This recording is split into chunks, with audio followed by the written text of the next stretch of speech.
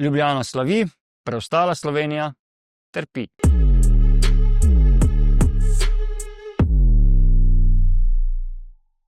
Rokometaši Slovana so novi državni prvaki. Najboljša ekipa rednega dela sezone je bila tudi v končnici premočna za domačo konkurenco. Uroš Zorman je v klub prinesel prvi lovoriki v samostojni državi. Ljubljana pa se je povzpela na doslej še neosvojljivo trdnjavo.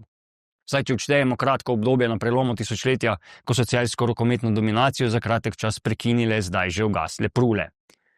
Trdnjav slovenskega moškega ekipnega športa, na katerih ne bi plapolala zastava prestolnice, praktično ni več. Nogometna in hokejska Olimpija sta že zagrabili kroni, v finalu dobro kaže tudi košarkarski.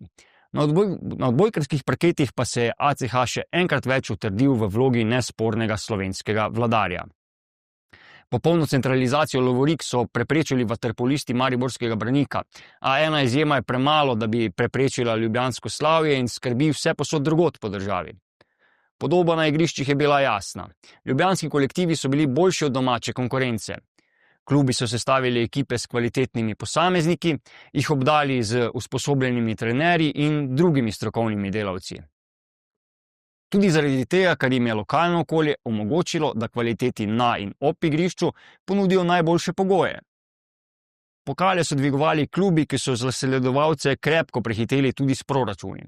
Ne le, da je ljubljanski trg najmočnejši, bazen športnih potrošnikov največji in s tem privlačen za zasebne vlagatelje, kot sta Adam Delios in Davor Užbinec, gospodarsko zaledje najpremožnejše in se z vse pogostejšimi selitvami podjetij v prestolnico še krepi, tudi mestna občina in javna podjetja z vse prej kot zanemarljivimi finančnimi injekcijami utrjujejo športni primat in Ljubljano vse bolj oddaljujejo od preostalega dela Slovenije.